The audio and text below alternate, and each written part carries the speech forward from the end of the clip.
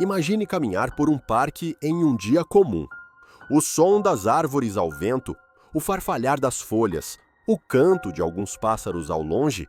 Agora, imagine que esse mesmo parque é o último lugar que você verá. Entre 1997 e 1998, o coração de São Paulo foi tomado pelo medo. Um homem transformou trilhas arborizadas em corredores da morte. Ele se escondia entre as árvores, observava, escolhia e, quando atacava, deixava para trás apenas silêncio e cadáveres. Esta não é apenas a história de um assassino, é um retrato do horror que se esconde por trás de rostos comuns. Você está prestes a conhecer um dos casos mais perturbadores da crônica policial brasileira. O nome dele, Francisco de Assis Pereira, mas o mundo o conheceu como o Maníaco do Parque.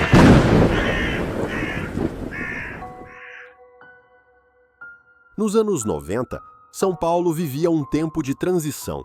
A maior metrópole do Brasil crescia em ritmo acelerado, mas o progresso urbano convivia com desigualdade, violência e um sistema de segurança pública sobrecarregado.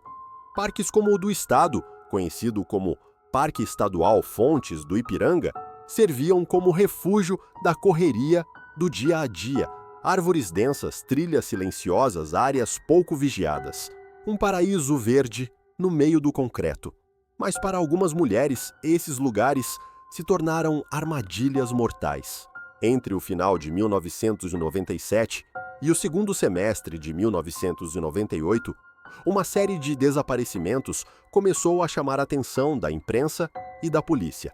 Jovens que saíam de casa e nunca mais voltavam, mulheres que confiavam em estranhos e dias depois eram encontradas sem vida em meio ao mato. A semelhança entre os casos era inquietante.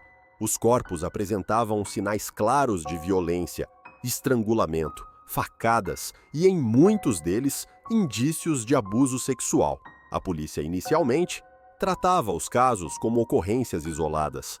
Mas a repetição, o padrão e o aumento de vítimas fizeram acender o alerta. São Paulo podia estar diante de um assassino em série. E o terror só estava começando. A cada novo corpo encontrado, a cidade mergulhava mais fundo no medo. E por trás de cada crime, um mesmo rastro, promessas falsas, sedução e uma crueldade fria, calculada.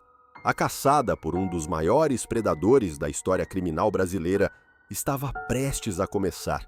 Era uma tarde aparentemente comum, quando o corpo de uma jovem de 22 anos foi encontrado em uma área isolada do Parque do Estado.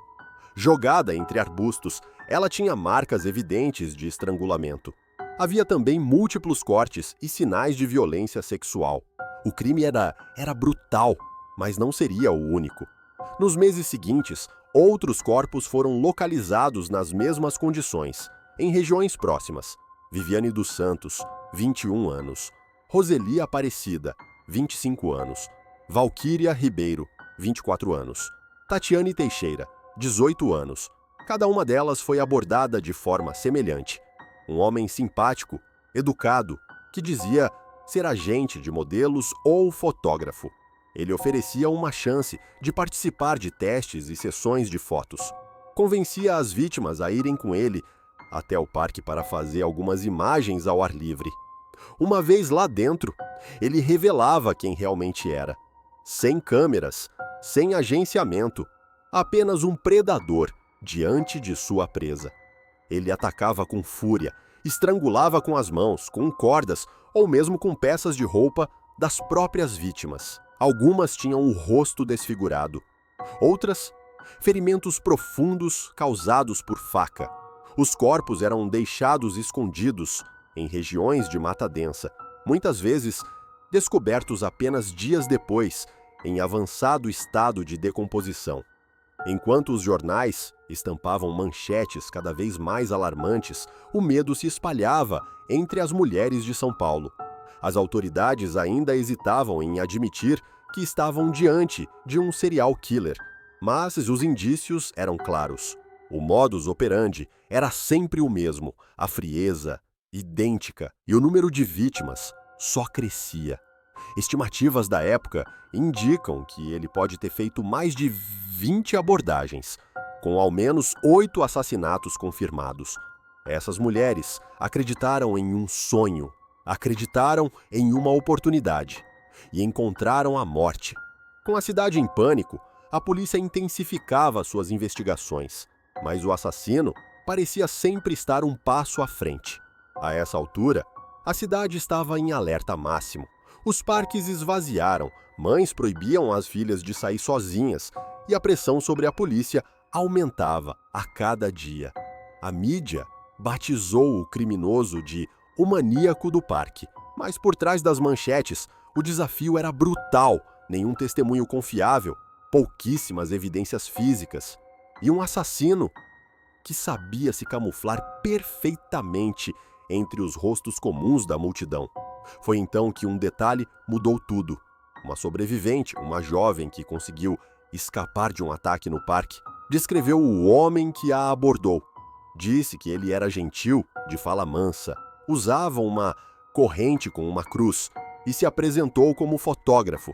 Ele disse que podia me transformar em modelo, que eu tinha um rosto bonito, me levou até a trilha. Mas alguma coisa estava errada. Quando tentei voltar, ele tentou me agarrar. Eu corri. Com base nesse relato, a polícia traçou um perfil e começou a investigar estúdios de fotografia amadores e nomes que haviam sido mencionados por vítimas antes do desaparecimento. Foi aí que um nome começou a aparecer com frequência assustadora: Francisco de Assis Pereira. Um homem aparentemente comum, motorista de entregas, ex-funcionário de uma pizzaria. Tinha um histórico de pequenos delitos, mas nada que o ligasse a assassinatos. Ainda, quando os investigadores foram ao endereço indicado, ele já havia desaparecido. Mas dentro de sua casa, encontraram provas chocantes, roupas femininas escondidas, fotos de mulheres não identificadas e desenhos perturbadores, esboços de mulheres sendo estranguladas. Em poucos dias, ele foi incluído na lista dos mais procurados do Brasil. Cartazes com seu rosto foram espalhados por todo o país e a caçada se intensificou, até que, em 3 de agosto de 1998, após 26 dias foragido, Francisco de Assis Pereira foi finalmente capturado na cidade de Itaqui, no Rio Grande do Sul. Ao ser preso, ele confessou os crimes com frieza, detalhou cada ataque, cada abordagem, como se estivesse descrevendo uma simples rotina. Disse que ouvia vozes, que não conseguia parar, e deixou claro, ele não sentia remorso, apenas alívio, por não estar mais fugindo.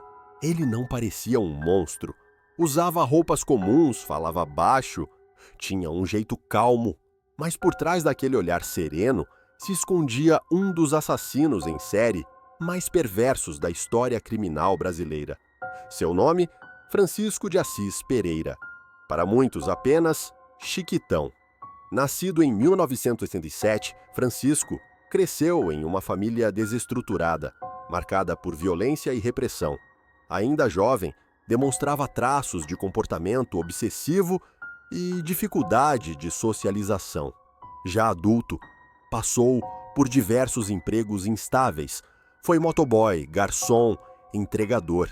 Mas o que mais o atraía era a ideia de poder, e foi justamente isso que buscou quando começou a se passar por fotógrafo. Ele abordava mulheres em locais públicos, oferecendo trabalhos como modelo. Carismático, persuasivo, sabia exatamente como conduzir a conversa. As levava para trilhas isoladas dos parques, prometendo fotos, mas o que acontecia lá dentro era brutal demais para ser descrito em palavras simples. Durante os interrogatórios, Francisco descreveu os assassinatos com um nível de detalhe arrepiante. Não hesitava, não chorava, dizia que era como se outra força assumisse o controle. A perícia psicológica revelou um quadro perturbador. Um homem com traços de psicopatia, ausência de empatia e comportamento narcisista extremo. Para ele, cada vítima era um troféu, uma forma de exercer domínio absoluto. E quanto mais matava, mais seguro de si ele se tornava. Seu julgamento, em 2000, foi um espetáculo midiático. Jornalistas de todo o país cobriram o caso. As famílias das vítimas estavam lá, algumas em silêncio, outras clamando por justiça. Francisco foi condenado por diversos crimes, incluindo homicídio qualificado, ocultação de cadáver e estupro. Sua pena ultrapassou 268 anos de prisão. Francisco de Assis Pereira está preso até hoje, mas o terror que espalhou continua vivo na memória de quem viveu aqueles dias. O rosto do maníaco do parque é um lembrete sombrio de que o mal, às vezes, se disfarça com um sorriso educado. Hoje, o Parque do Estado em São Paulo parece tranquilo. Famílias caminham, crianças brincam e o tempo parece ter apagado as cicatrizes. Mas quem conhece a história sabe que cada árvore aqui guarda um segredo, cada trilha um eco de dor. O caso do maníaco do parque deixou marcas profundas na sociedade brasileira. Mulheres passaram a desconfiar de abordagens em locais públicos. O medo ganhou espaço, a confiança não. Em meio ao horror, surgiram movimentos de apoio às vítimas, campanhas por segurança e discussões sobre violência contra a mulher. O Brasil, que até então tratava crimes desse tipo com certa banalidade, passou a enxergar a urgência de mudanças. Familiares das vítimas nunca deixaram de buscar justiça, não apenas nos tribunais, mas na memória coletiva. Em entrevistas, muitas mães e irmãs falam da dor que não cessa, mas também da força que encontraram para lutar. Anos depois, o caso continua sendo estudado. Documentários, livros e reportagens investigativas mantêm viva a lembrança, não para glorificar o assassino, mas para que jamais se esqueçam as vítimas. O maníaco do parque está atrás das grades, mas o impacto de seus crimes ecoa até hoje, como um aviso, como um lembrete de que o mal, muitas vezes, anda entre nós, invisível até que seja tarde demais. Às vezes, o mal não se esconde nas sombras. Ele caminha ao nosso lado, sorri, conversa, oferece ajuda e, quando menos se espera, revela sua verdadeira face. O caso do maníaco do parque não é apenas uma história de terror urbano. É um retrato cruel da vulnerabilidade humana e um lembrete brutal da importância da memória, para que as vítimas jamais sejam esquecidas, para que isso nunca mais se repita. Se essa história te impactou, curta, compartilhe e inscreva-se no canal. Aqui a cada semana desenterramos os casos mais sombrios da história, para que a verdade nunca permaneça enterrada.